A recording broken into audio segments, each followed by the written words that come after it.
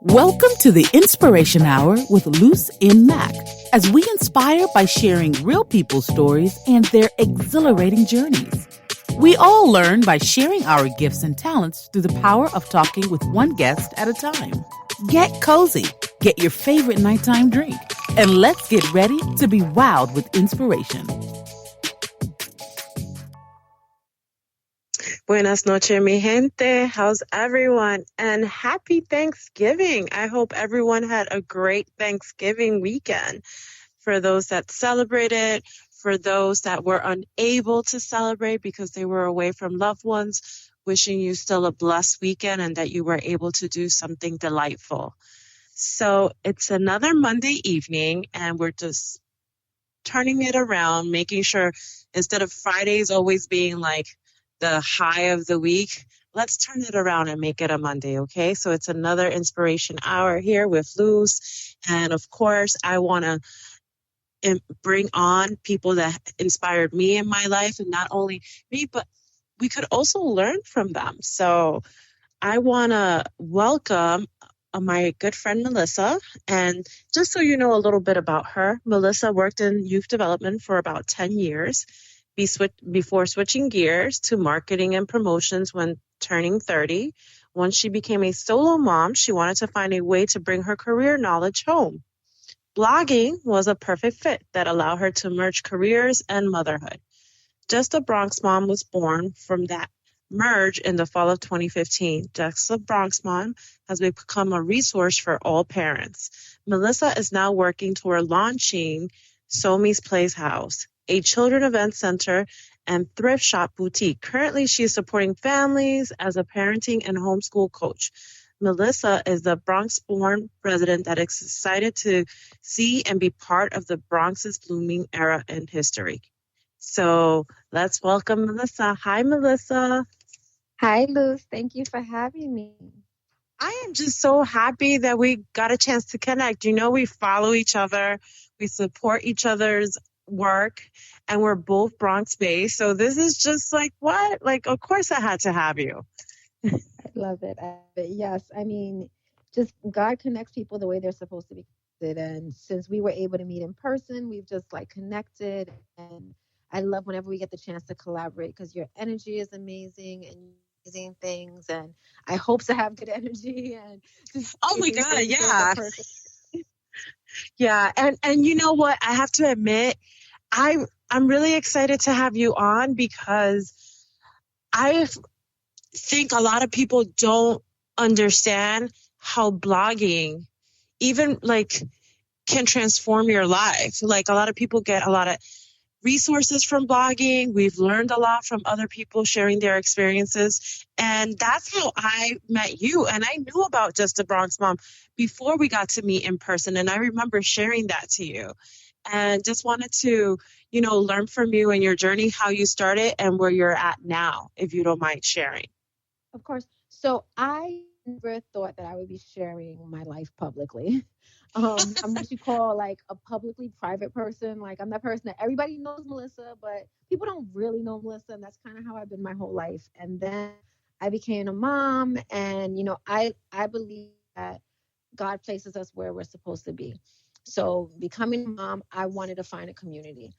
I wanted, you know, I was working in an office at the time. So I was, you know, my daughter was in childcare with family throughout the week, and I wanted to be able to do things with her. And I was looking for things to do, and there was never anything in the Bronx. Everything was always like, go to Manhattan, you have to travel for 40 minutes on the train. The classes are 20 minutes, so it doesn't make sense. It's wintertime, everything's like $1 gazillion. And I'm like, this cannot be life. Like this, there's other parents like me. I need to find this community, right? Because there's other Bronx moms that want to do things with their kids, and I just need to find it. And the only resource I could find that connected me as a Bronx mom was bronxmama.com, who I love. I was blessed to meet Nicole and become friends with her after becoming a blogger. And she is like still my go-to for like what's happening in the Bronx. But through this process, I never thought, okay, well, I'm going to be that voice. I'm going to become a blogger. I said, let me start smaller. So, you know, it was when Facebook groups were kind of still a small thing, but, you know, you'd add your cousin and they'd add their friend and they'd add their friend. And that's how you kind of grew your Facebook groups at the time. So I created a mom group. And at the time, I was really looking for people that walked my path or walked similar path to me as a single parent. And all I could find with that was people that were like angry and bitter, and that completely wasn't my story. And I just wanted to see, you know, that I wasn't alone in loving motherhood and not hating my daughter's father and, you know, just having a good space and being in a good space. And I didn't want to surround myself with negativity because that's something I don't really like to do. So again, this Facebook group became a thing, but there was moms of like new moms and moms that were like experienced moms, and we share things on like how we're celebrating holidays and what, you know, what to do when your kid doesn't want to eat carrots and all the stuff that you find in like the first time mom groups. And I've joined those groups, by the way. I've joined those the Facebook groups, the Bronx mom groups, and and a lot of and a lot of like the not a virtual meetup, but you know, people did try in the pandemic, and I have to admit, like, I related to a lot of the moms in a lot of the conversations that were being had about feeling that there were just so many limited resources in the Bronx. And so I'm so glad that you are part of this community sharing resources, because there's not a lot in the Bronx. And I think the narrative is changing, that companies are aware of that they missed a whole freaking borough. You know what I mean? And that's part of the Bronx is Blooming, right? Like, we see it now. We have like these hot spots in the Bronx that everybody wants to be part of. When we were growing up, people wouldn't even next to it, like the whole Mott Haven area. I remember as a kid, like my friends that lived down there, my mother was like, when I was in high school, my mother would be like, you can't be down there when it's dark outside. Like, you have home uptown where we live before, you know, the sun sets, because it's not safe in these areas. And now you have all these restaurants and stuff, and I love it. But I think you're right. We're still kind of in the back end, and people still haven't seen how amazing it is and how amazing the strength and the culture of the Bronx is. And that's kind of why I want to open the SoMi's Playhouse, which is something that's coming up later after we get through the blog. But this idea of like a space for children to find that magic in the Bronx, because that for me is what it is. There's so much strength and culture in the Bronx that gets lost because all we hear about is high crime rates and poverty and, you know, all these like myths and just stigmas of what it means to come from the Bronx. And I want the kids growing up in the Bronx to see something else. I want them to see the magic they have, to listen to the culture. Like, when my daughter was in a traditional school setting, we used to walk from the train to her school. There'd be music playing in the morning and people buying avena out of shopping carts and like all these things that are like so culturally prevalent in the Bronx that you don't see in other places. And it's part of our magic. And that's kind of what I wanted to say when I became this blogger, this influencer, was this idea that magic does exist, and magic can exist in single parent homes as well. Yeah. So my Facebook groups grew into an Instagram page, which didn't have my face on it, didn't have my daughter on it. It was called Super Parents Unite, because that was my image, right? Like, that was what I wanted to do. I wanted to unite parents all over the place, which is still part of my mission, is to help parents come together and create networks and remind us all that we are all superheroes in a way. And then over time, I started growing a little bit bigger, and I started connecting with people on Instagram. And I felt kind of like weird. It was like, I wasn't putting up real pictures. I was putting up like memes at the time and inspirational quotes and stuff. But I felt like I was getting to know people's kids, and because I see their kids growing up on Instagram, and I'm like, oh my gosh, I'm like an Instagram auntie. But nobody knew what I looked like, and nobody saw my face. I was like, wait, am I like that creepy person living in the basement? People don't know if you're like a person living in the basement, like stalking. Okay, something has to change. And, you know, I prayed on it a little bit because I wasn't really comfortable with sharing my daughter. She was so small. She was about 2.5, 3 at the time. And I really prayed on it to say, you know, is this what I'm supposed to be doing? And God told me yes. And that's where JustaBXmom was born from, because that's what I'm a parent coach. I'm a homeschool coach, but I'm doing it, right? So it's not like I don't have this instruction manual. I don't have answers. I just remind parents that we do have the answer for our family. And sometimes we just need help seeing that. Yeah. And that's pretty much where, you know, that's where my mission lies. Uniting people and connecting. And it's like, if I know you're doing something and I know somebody else that's doing something similar, I want to see you come together, because you could probably do something amazing together. And it's the same thing with parenting. It's the same thing with homeschooling. And that's really where I'm at. I have to thank you because of you, I got to do Strive Higher, the first reading when at that T-Mobile location. And I Yes. remember I was really nervous. And I remember I was just so happy to meet other mothers like me in the Bronx community, because the truth of the matter is, yes, there is a lot of things that the Bronx lacks in community resources and things like that, and like things that could be invested in the Bronx, because we have so many children from so much culture and so many families that are really putting their all to invest in the borough to try to make sure our kids have more than what we have.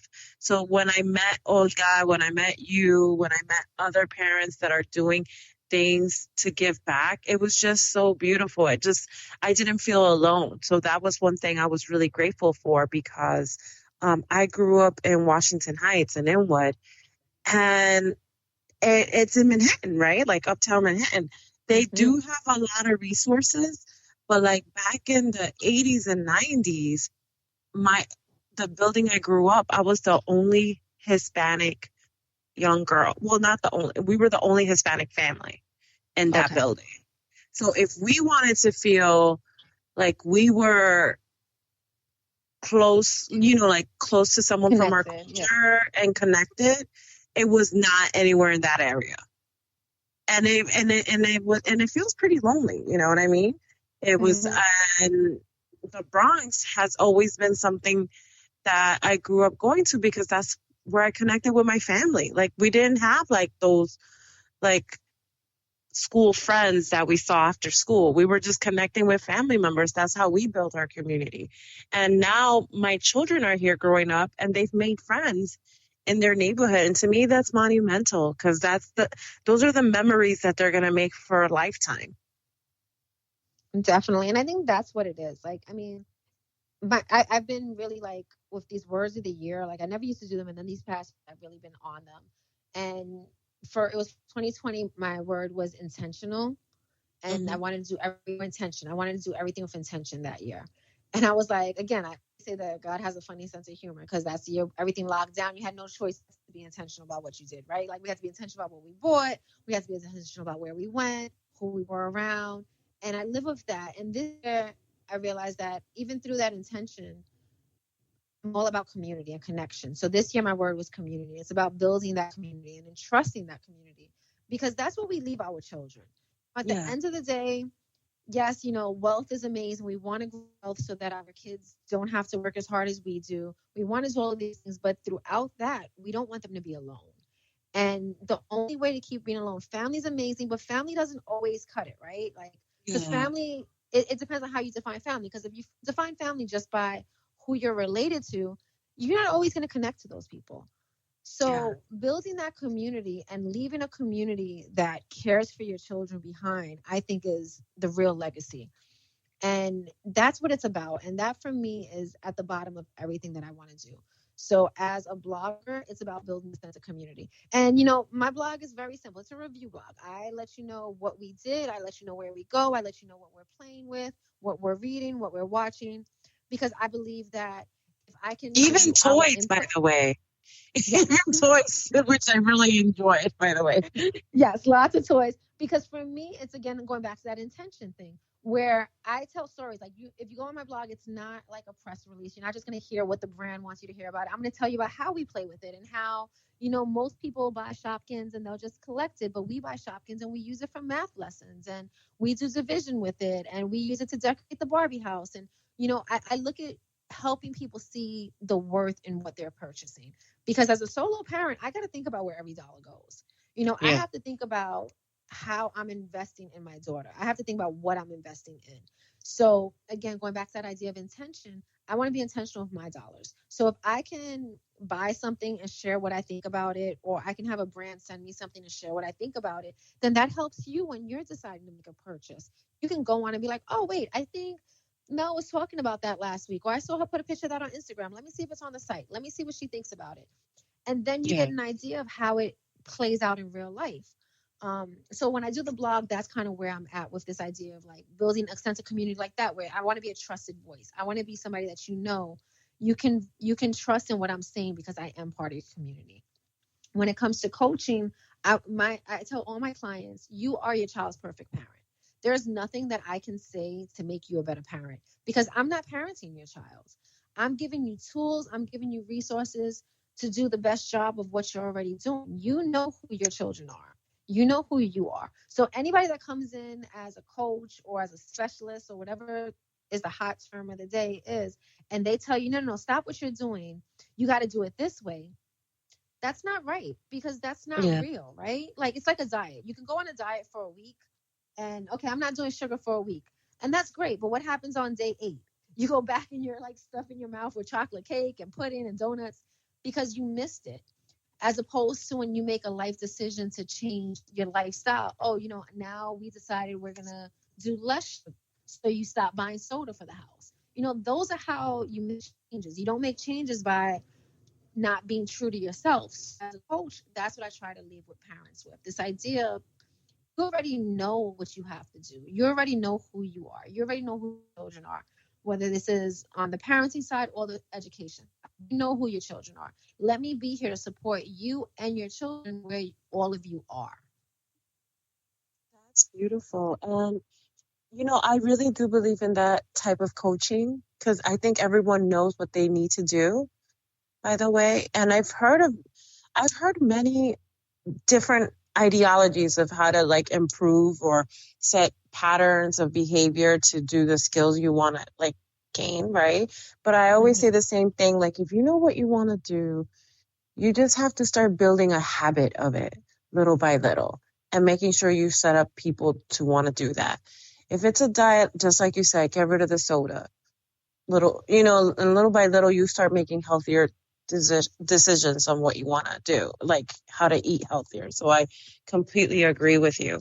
I wanted to get a little bit more ideas as a parent coach. What are some of the things you do when you help your clients? And besides supporting them as a parent and the child, do you like meet with them on a bi-weekly basis or a monthly basis? Do you set up things for them so they could do together as a family? Yes. So a little bit of all of that we can do. It depends on where people are at. It depends on people's time. So we can do in-person meetings where I get to know like the family, very casual, just kind of seeing, observing, because it's one thing to like hear about something, but it's a different thing to see it, right? Like we all can say, oh, I think blue's your color, but then it depends what blue mean. We all have a different definition of blue in our head. We see different shades. But we can be in person or on a virtual call, good way to get to know. So I do like an intake with them to kind of see what their goals are. At the end of everything, like my goal is connection, because most things you want to achieve where it's a parent that says, I just really need help getting my kid to do their homework, or I really need to get my kid off of the screen so much. All of those things come down to connecting. So I look at ways I can connect. So depending on who it is in their worlds and what's happening with the parents and what's happening with the children, I'll give them challenges. We might do a list of challenges. And again, because time is, a hot commodity, we got to look at what that looks like for each family. But it might be something as simple as cook a meal together this month. Let your kids teach you something. Let your kids choose your outfit for the day. Have a yes day. Have everybody in the family list something that they really want to do in the next year and action plan together on how to get there. But it depends on like what's happening with the family, but it's really about helping them connect. Because once you can connect and once you learn how to communicate with each other, then everything else comes really easy. So that for me has been like the foundation of what I do with all my clients. So sometimes I'll run like a camp, which would be like a 4-week program, which will have different challenges each week, but it'll be like a challenge a day each week. And that's kind of, I do it as a group. So I have like a small group of parents to join, and then we'll run the challenges, and then they have the challenges. So anytime you start feeling like you feel a little disconnected, you can go back and do the challenges again. Then I have some one-on-one clients. And sometimes it's just, we're in rough patches with our kids, right? Like we love our babies. They love us. But sometimes it's hard to like each other. And that's okay, and it's hard to admit that, right? Like who wants to say, I don't like my kid right now. Because it's not that you don't like your kid, you don't like child's You're behavior just at the moment. frustrated or you need a break. Yeah, I totally get it. One time I told my daughter, I'm really not feeling you because she did something she wasn't supposed to. So why don't you just take a seat over there? Because that was like how I was dealing with it. But it's true. And I'm so happy that you mentioned that in such a real manner. Like, we all have this love for our family and it's all about connection. Because honestly, everything that you devote time to grows. So if you devote time to your family to grow, it will. And oh my gosh, I didn't know that part about you, about the parent coaching. I'm so like in love with it. And the reason why, truth be told, the last 2 years, we have been doing like some family therapy because our oldest is bipolar. And that was, it wasn't so much that we were like overwhelmed by her diagnosis. It was the fact that we needed to learn how she was processing information and how to connect to her to make her understand us. So that help her understand it too, right? Because it's one thing when you're not sure what's happening and it's just like, okay, we could blame it on hormones, we could blame it on this, but when you get a diagnosis of anything, it doesn't matter what kind of diagnosis it is, it creates a whole different space. So that idea of like process it, all these things really come, and it's her diagnosis, but it's also family's diagnosis. No, exactly. And I'm so glad. I was just going to bring that up. Even though it was her diagnosis, we learned a lot. Like, even if she wasn't with that diagnosis, what we weren't doing, like, honestly, like, I'll give you one example that it's not so, I'm sure everyone will relate to this. Sometimes for children, it takes multiple times to review information in order to process it, right? Mm-hmm. Same with adults, right? Like, no cookies past bedtime. Let's say if that's the rule. You know how many times people are in the cookie jar still eating the cookie? The same for the adults. And sometimes we're like, oh, you know what, whatever. Sometimes worse.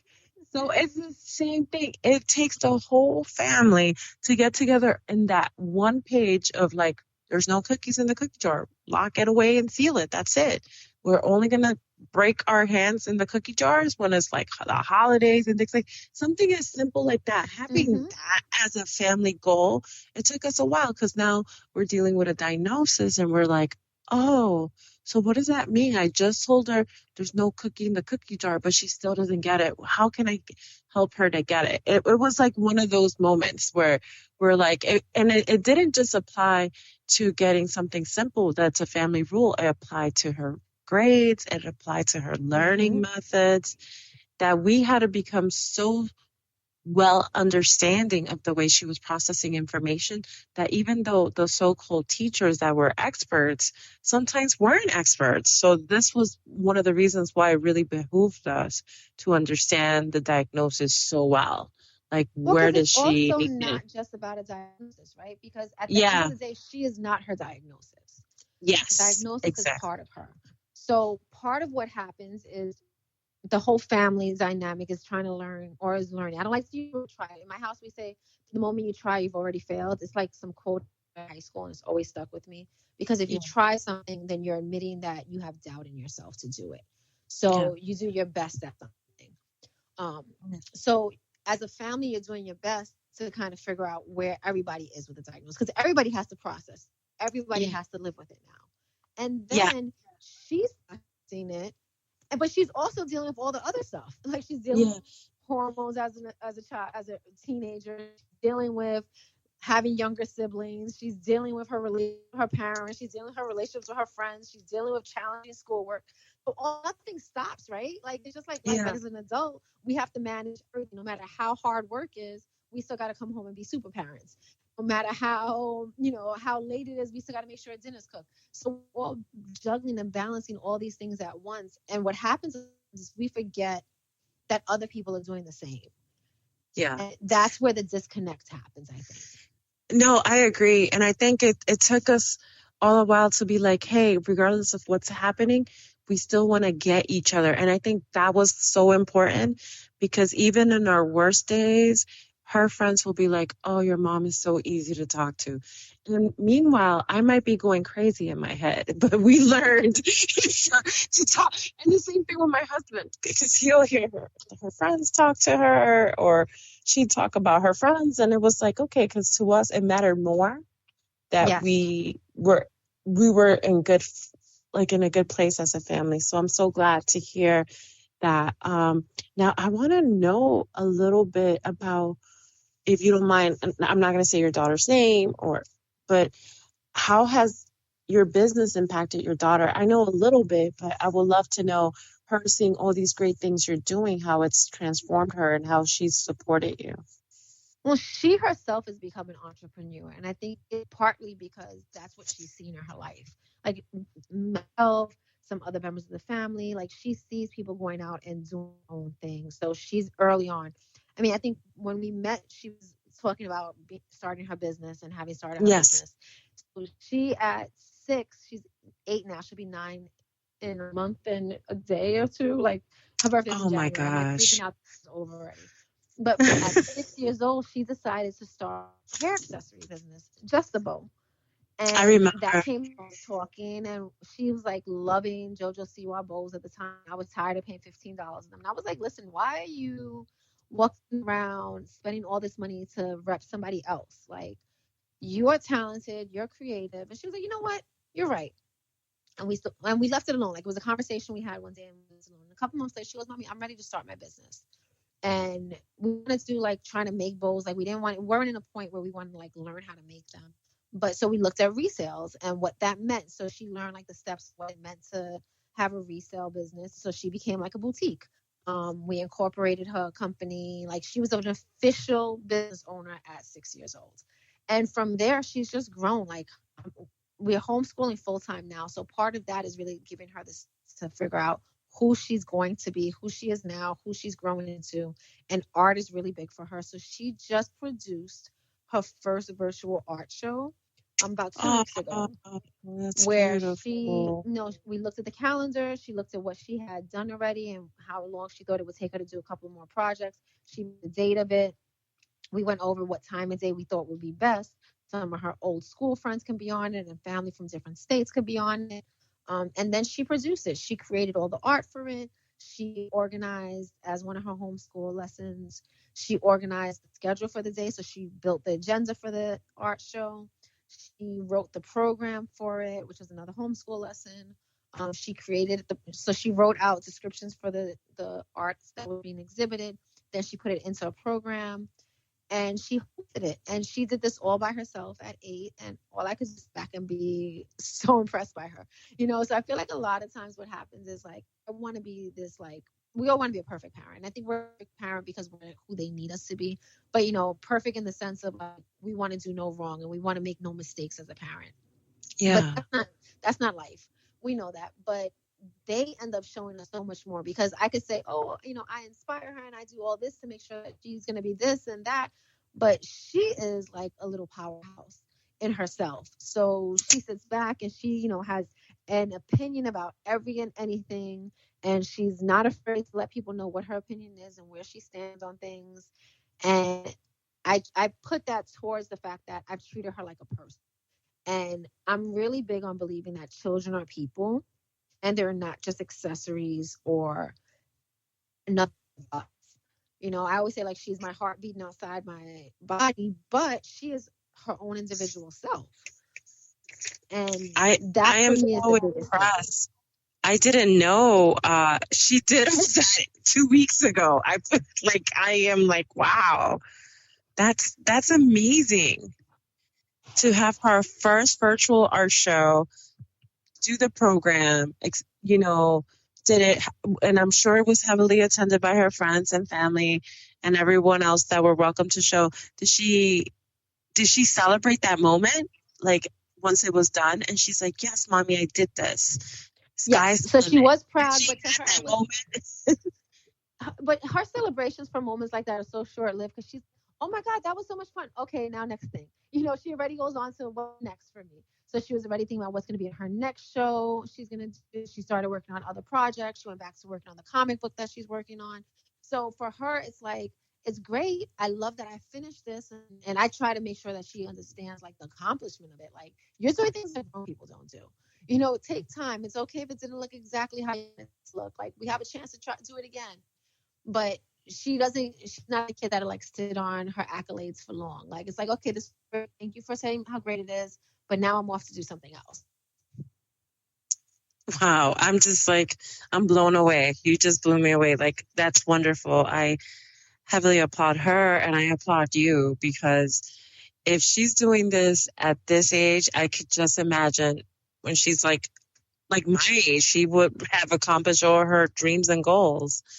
I wanted to know, what are some of the conversations that you have with not only your daughter, but with family members about how you see yourself now and how everything you've accomplished, starting with the blog, starting with the resource, making a community, and going on to SoMi's Playhouse, because I'm pretty sure like 10 years ago, you had no idea you're going to be here. No, I definitely didn't. So one thing I always tell my daughter is everything that I've ever said I wanted to do in life, God has delivered some way. So when I was a little girl, I loved Who's the Boss. We're around the same age, so you remember Who's the Boss. So yeah. Angela was an advertiser on Who's the Boss. And when I was a child, I was like, this is amazing. And I don't know, maybe it's because she's like one of the first professional people I saw like in like a role that wasn't, doctor, lawyer. And I was like, advertising. I want to do advertising. And it was a kid's dream or whatever. But then I went into marketing. I worked in marketing for years. And now as a blogger, I'm responsible for all my marketing, all my advertising. So I feel like that was delivered. I wanted to be a teacher for a long time. And then I never was a teacher, but I worked in youth development. I ran after school programs and I trained teachers and I ran mediation programs in schools and social programs in school.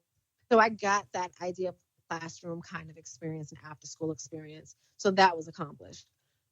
I wanted to go into fashion because I saw this documentary on how a Gucci fashion show was like put together, and I was in awe of everything. So I never ran a fashion show, but I put together conferences in one of the after school programs I worked in.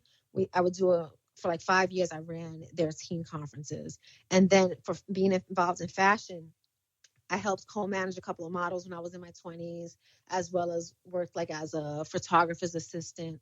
So I got to do like all of these things. And I always said the one thing that I wanted to really do was be a stay-at-home mom.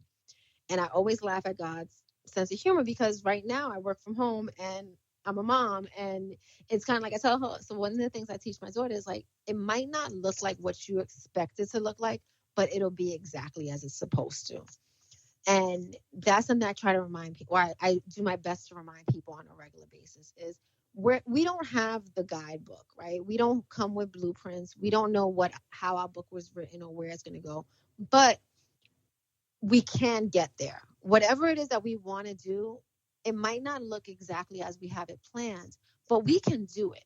And we have to be willing to go with the flow of it, right? So if we want to do something, sometimes we have this box in our head on how it's supposed to look. And if we get stuck on that picture in our head and we're never willing to look at what's next to that picture, we might miss our own opportunities.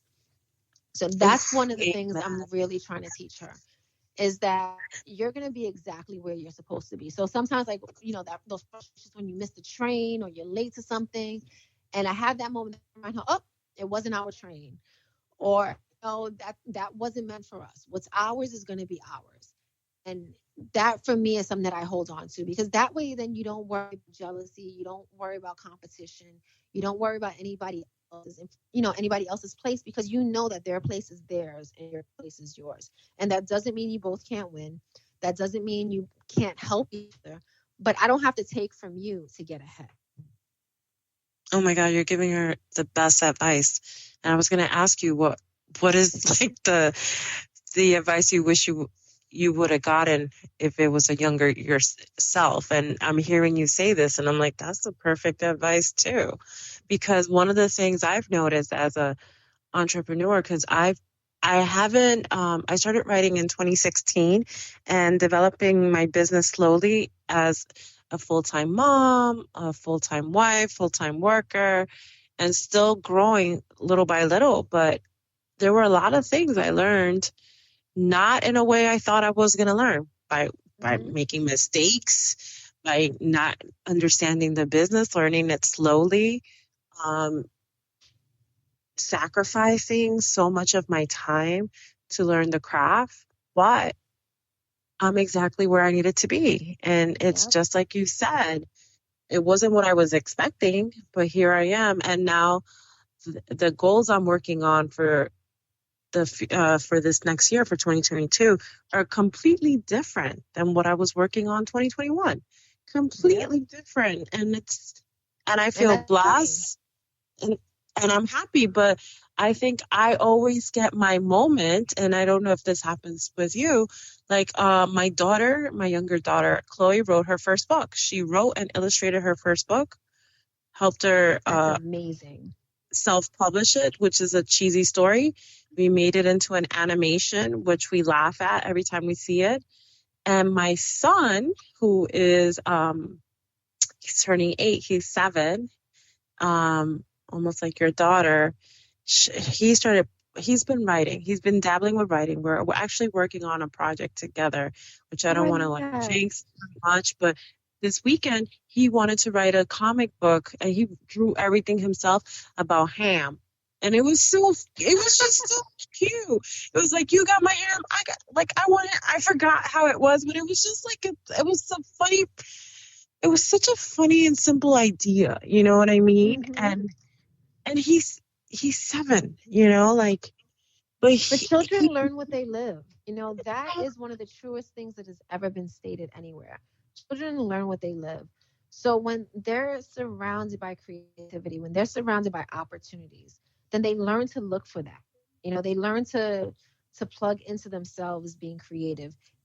Nothing's too silly to make real. They learn that you have to take chances, because that's how you get to the next step. Is you can't get to the next place if you're scared to jump. And I think, going back to like, what advice would I give myself? It would be that. Don't be afraid to jump. Trust yourself. I didn't have that faith in myself. There's so many things I look at, and I wouldn't change one moment of my life, because I don't know if it would change where I'm at now. And I love who I am. I love where I'm at.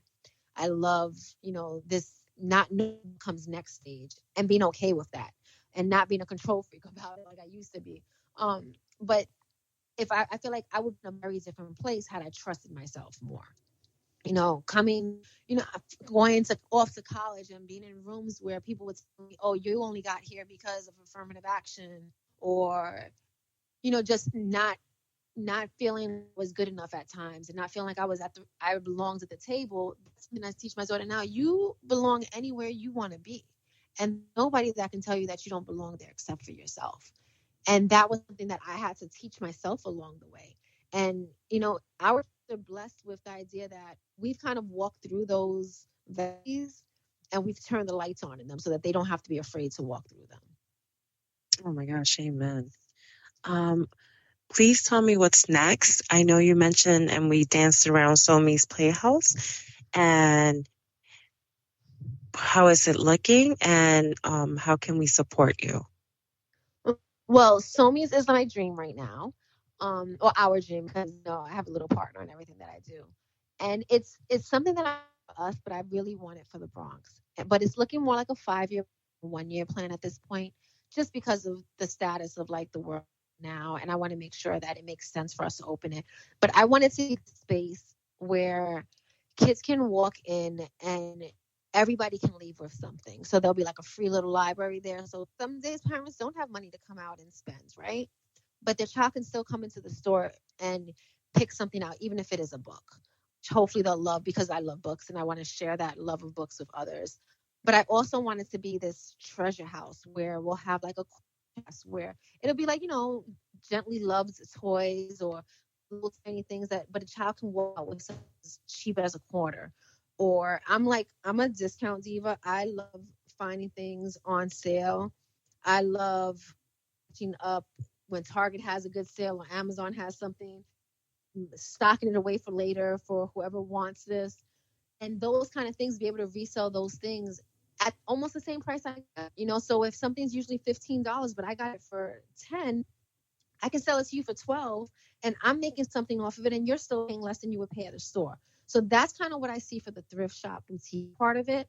But I also want it to be a community space. I want it to be a place where we can host, these vendor things. And we go to all these vendor events and they are like $1 million. People want you to pay $100 for a table when you're selling things for $5 on your table. Yeah. And people can't afford that all the time. And it doesn't really make economic sense sometimes to be part of that. I want to be a space where people can come and showcase, their businesses and be able to afford to, so that they can leave that day and actually make money. So I'm thinking a few times a month we'll have, open to community market space. It'll be a place where you can come and have your child's birthday party. It'll be a place where those new moms come and meet other new moms and have mommy and me time mornings, and not have to go into Manhattan and pay hundreds of dollars to have a half-hour class of banging on some drums. So I really want it to be this space where people feel seen in the neighborhood. I feel like that's missing. When we were kids, you would go to the corner store and the person behind the counter would know your whole family. And I don't think we have that as much anymore. And I think it's because, people are scared now. People don't really stay in spaces as long. And just that idea of community. So I really wanted to be that place in the community where I watch these kids grow up and their parents know me and their parents know, if I don't know where my child is, they're probably hanging out at SoMi's, reading a book, having a drink or whatever it is. But I really want to create the space for the community, because we are in this session or this era of the Bronx is blooming, but we also get dirt thrown on us. That I want the kids of the Bronx to see how magical they are. And I want them to know that they belong and that there's people that really see them. I'm loving this entire conversation, by the way. So if you hear me in silence, it's because you have no idea how much I think about things of this nature. Because so my kids go to school in the Upper West Side, but we live in the Bronx, right? And one of my biggest concerns is that although my kids are one of many children that live in the Bronx and have to do things outside of the Bronx, I don't want that to be the whole time. And I think it's a big difference between kids that live in Riverdale or Pelham or like the most expensive areas in the Bronx, because either they stay in those areas and go outside, but like for the rest of the kids in the Bronx, we don't have those spaces. And you're right. Okay. I remember going to a birthday party at this place in somewhere in the Upper West Side that it was like a trampoline. It wasn't a trampoline, I'm sorry. It was like a gymnastic kind of place for kids. And I saw flyers everywhere saying it's parent sleepover mixer for 3 hours, where the kids come in pajamas and things, and it's like a social for new moms. And I'm like, who the hell could play this? Why can't we have that?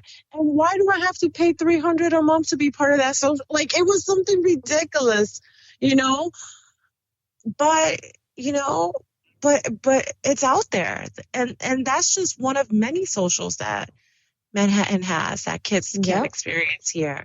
Even like how some of these rooftop buildings close it out and put like the big inflatable TV so kids could watch, who knows, Mulan or whatever it is, because we've had the fortune of being the good fortune of being invited or being associated with some families that have that, and I see the longing in my kids' eyes, and I could just imagine for kids who never heard of that.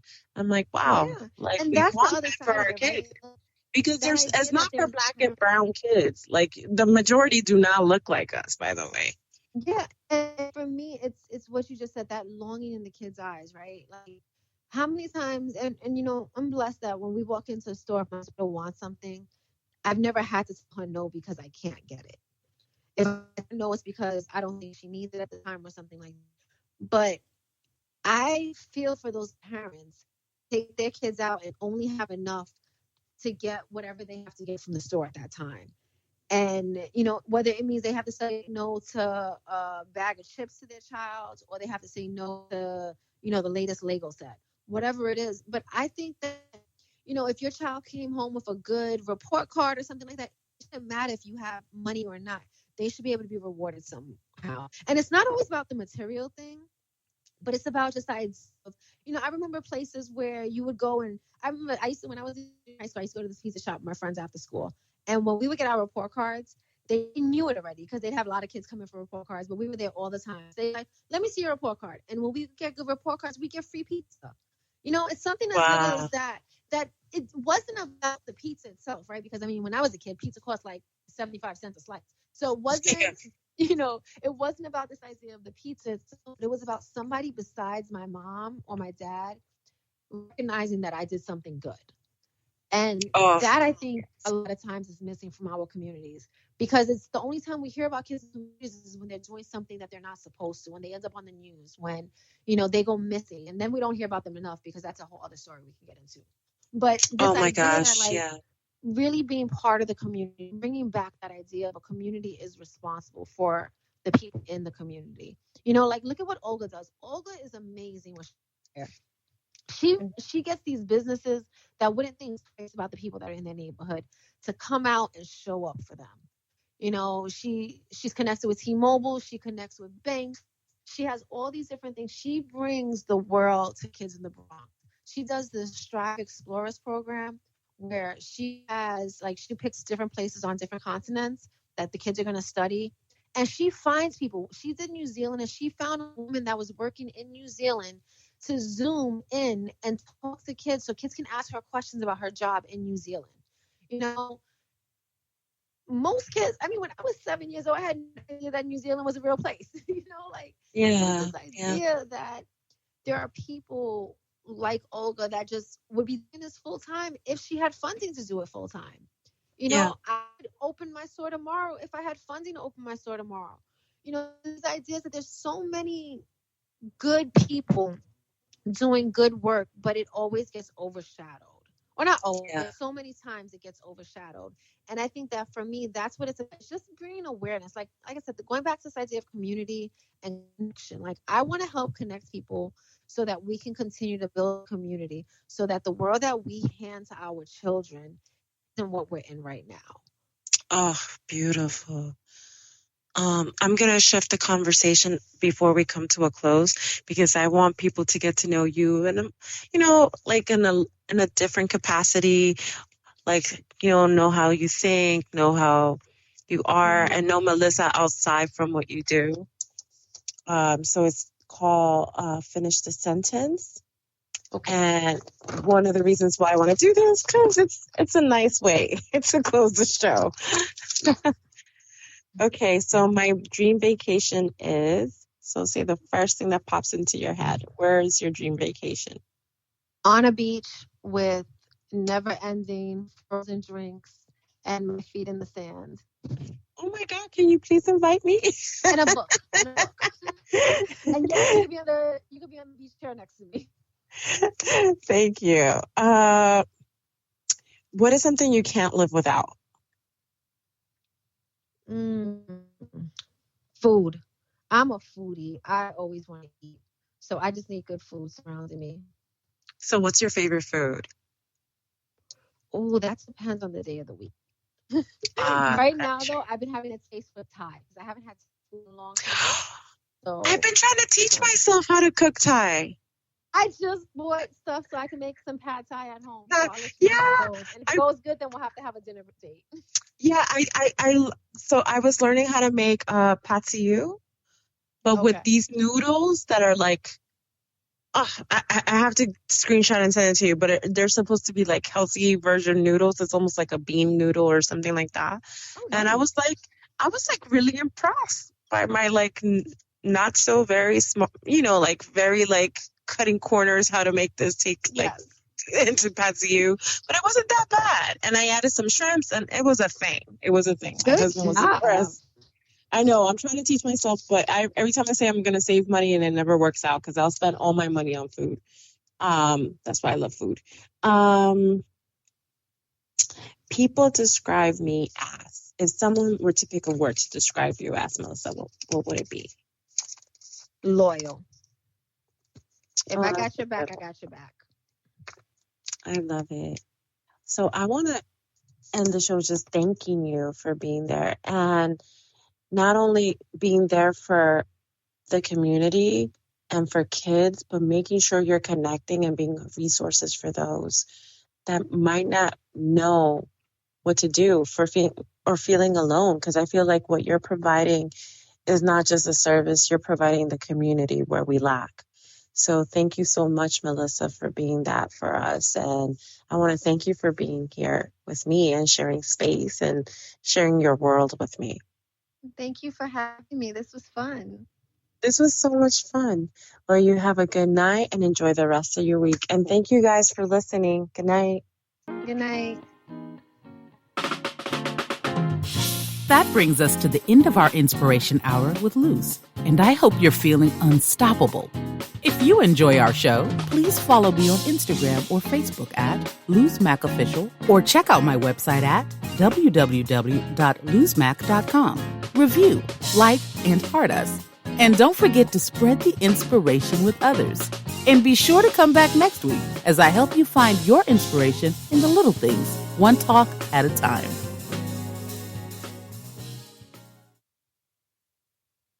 You are listening to Jerry Royce Live Worldwide Podcast.